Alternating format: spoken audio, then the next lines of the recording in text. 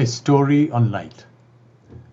In Indian thought, Shiva is also called Prakash, which means Shiva is also called light. And what it really means is that Shiva is the consciousness within us, which is the same consciousness which is throughout the universe. And it's this consciousness which throws light on our experiences, and that's how we comprehend the universe. Now, the second part of the story is that, as we know, a lot of Indian thinkers and scholars went towards Northwest and translated a lot of Sanskrit books into Chinese and later on into Japanese and Korean. They got translated, and that has had a profound influence on the formation of classical cultures in all of Eastern Asia. Now, the question arises, was there something similar towards the West, towards Northwest? And the answer is yes.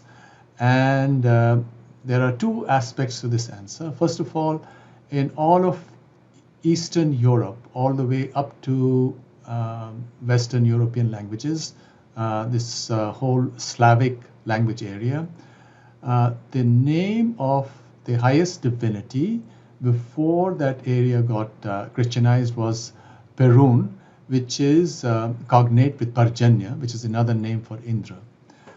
But do we have any more hard evidence of a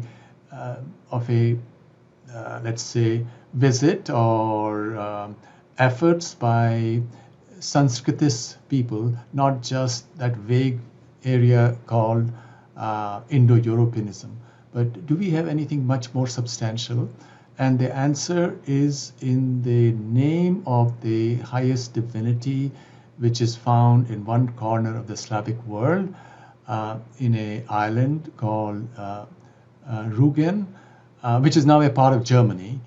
And the name of the divinity there is Svetovid, or in Sanskrit that will be Svetovid, meaning the knower of the white, or really what it means is knower of the light. Now, generally these days in the Slavic world, they translate it as the Lord of the Sacred, but there is also another nickname for it, which is called Beli-vid, which is really Lord of what is bright, which is exactly the correct meaning if you see Svetovid as a Sanskrit term. But now, who is Svetovid as the highest divinity? Svetovid is shown as having four faces in the four directions. The northern face is Svarga, and that's the term which is used in the language. The northern face is Svarga, it's shown as white. The western face is shown as red, and that is Parjanya. The southern face is shown as black, and it's called Lada. And Lada is a Sanskrit term also from which Lado comes, something that's to be enjoyed, and which is another name for earth. And that's precisely the name of Lada as the earth goddess. And then the eastern face is green, is shown green, and it's called in the Slavic language as Moksha. So that's the face of Indra, for example, the face of the rising sun. So here is a term, the name for the highest divinity, Svetovid, with four Sanskrit words representing the four faces. To go over them again, the northern one is Svarga. The western one is Parjanya, another name for Indra in the Vedic system.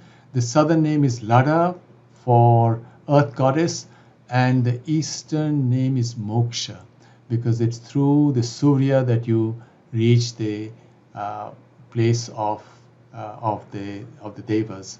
Amazing piece of information.